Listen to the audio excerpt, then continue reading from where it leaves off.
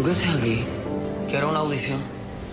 I was on holidays and I was in a hotel in the middle of nowhere, and there happened to be a drag show on, and I went and I was sitting beside a couple of women and I was chatting to them, and then a performer came on and he sang this very emotional song, very moving, passionate song, and I turned and one of the women was crying, and I said, "Why are you crying?" And she said, "That's my brother, and the only time he's happy is when he's on stage." And it made me immediately say, okay, this is a world that I know nothing about, but it's a very interesting, intriguing world, and I want to find out more. So really that was the start of it. And I got an idea for film then, and I approached Mark O'Halloran, and he then turned it inside out and made his own of it. And we were going back and forth to Cuba over a number of years researching, and then Viva came out of it. Went back to Cuba and I went to hunted down a particular club I'd heard about in Havana, and where the family of, it was in a house, this club, and the family of the main performer, had built a theatre in the back of their house for their son to perform in. And it just sort of spoke to me. It was a kind of very practical act of love, and that sort of was the thing that I began to hone in on, just the family's relationship with their son, and that was the starting point of the film. Now the story went in a different direction, but that was where I felt there was something, there was a really strong relationship that I felt I could take out of that between the father and the son. It was a look at how something that has been seen as a weakness in masculinity, where there's effeminacy, and it's seen as a weakness, and what we wanted to explore was the strength of that in this film. And in many ways, I suppose that parallels, a sort of an idea that something that's is weak turns out to be a strength, and something maybe that's apparently strong turns out to be a weakness. And that was a play in the sort of, I suppose, in that duality of those things that we wanted to look at. No se trata de tararear la letra de la canción. Tienes que hacerlo con sentimiento. Si no me das lo que te estoy pidiendo.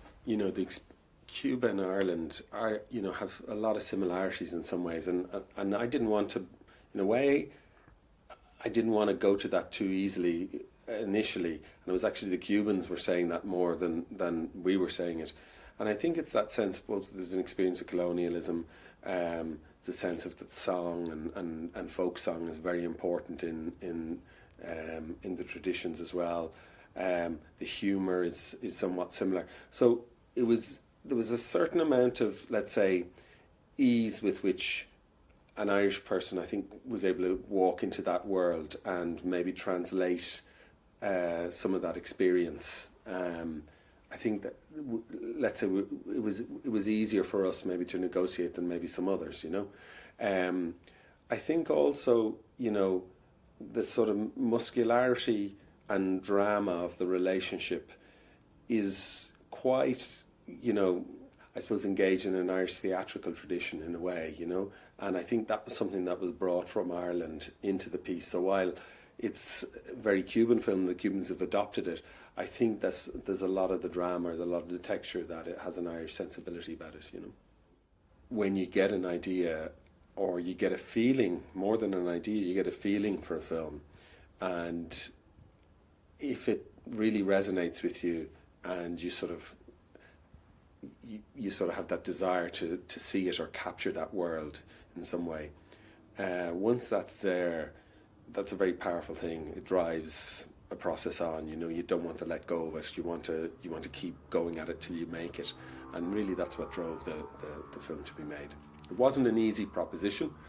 It was sort of like, to finance. It sort of doesn't, when you go and say we're two Irishmen and we're going to make a film in Cuba in Spanish, it sort of isn't an easy equation for a lot of financiers to take on board. But luckily we kept persevering and we got it financed. Basically, I kind of wanted the film to have a sense of, instead of perfecting images in it, I wanted a feeling of being able to capture an atmosphere and capture performance. That was the sort of approach. So we wanted to have it in a very flexible way. So everything was kind of pre-lit in a way that we could shoot 360, and also that we could change things quickly, that we weren't hanging around very long. So it was a very sort of flexible, loose sort of style. And also, it's pretty much largely handheld as a film, but that we wanted to try and find a way to give a sort of compositional formality to it that develops into a kind of naturalism. So we always try and give shape to the shots, but also have the flexibility to react with the actors and the performers. So it was a sort of, we set out rules for ourselves, I suppose. We said, okay, we're going to use this lens predominantly, and we're always going to be, in this position in relation to that character. And so we set out kind of parameters for ourselves that gave a coherence to the look of the film. And then Packy Smith was the designer, and Packy's a wonderful set dresser. That's his background, is in set dressing. And so we decided there that we wouldn't, we didn't paint anything, we didn't build anything, we didn't clean anything. If there was a location we didn't clean it. We allowed it to hold, the dust that's there, we let the dust still stay there, And luckily, Cuba's a place where, if you want a chair, you just walk out the door of the apartment and you walk down the corridor, and there's 10 apartments, and they all have incredible chairs that have been in the place for 50 years. So you've got great access to props and interesting props, and really then what it just needs is a great eye, and Packy is a great eye, Jesús, ¿por qué quieres hacer esto, mío? Es intenso. Lindo. Quiero algo para mi mamá. Music in the film, like a lot of it was inspired by songs that I had heard when I went to clubs over there, and I tried to get the songs that were used, and some of them I was able to clear the rights for, and some of them we weren't. And in fact, some of them we weren't able to clear the rights for, because when the rights owners heard we were going to use them in a film about drag artists, they thought in some way we were going to belittle the songs or make fun of the songs, and it was completely the reverse. We were looking at the dignity of that world and the wonderful power of those songs in that context. A lot of the songs that we also got then were from Cuba itself, because it was possible. I mean, the budget on our film was so small that to deal with rights holders in the States, or rights holders of a lot of songs, it would just have been impossible for us to do that. So it forced us in a way to keep a lot of the songs local, and I think that was a great blessing in the long run, that in some way it sort of lent an authenticity, I suppose, but also it sort of corralled us and gave a sort of stylistic coherence to it. There was a mix of songs. They were sort of going through, say, the 40s, 50s, 60s, and then there was some that were a couple of songs from the sort of 80s, 90s in there as well. Some of them were Cuban, some of them Puerto Rican, and then there's a couple of Spanish songs I use as well. Like there's one Spanish song at the end by Maciel that's, I think, from the 1990s. So there's a sort of mix, but they all have a similar emotional, plaintive quality about them, and there's something raw in the delivery of the songs as well, some raw emotional quality. So they all share, I think they come from a similar place, but in different eras. I think I know of an equivalent in Irish songs. I mean, Irish songs can be very emotional and powerful, but this is something slightly proud, and by proud I don't mean as in pride, I mean that forward or standing out a little bit in them emotionally, that I don't think is necessarily in Irish songs. It's a different tradition, and I think that's why I found it so interesting and fascinating, and it captured my imagination. Toda la vida me han hecho sentir culpable de lo que soy. Cuando yo entro al escenario, me siento fuerte, sincero. Canto con el alma. Yo nunca antes me había sentido así.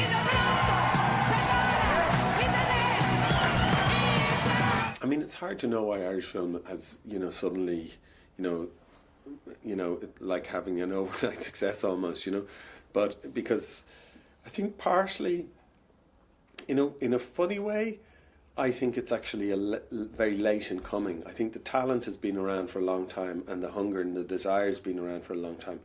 But I think there's been a delay because it's, as a film culture, it's quite new and it's a small place, so there isn't a huge amount of received wisdom there.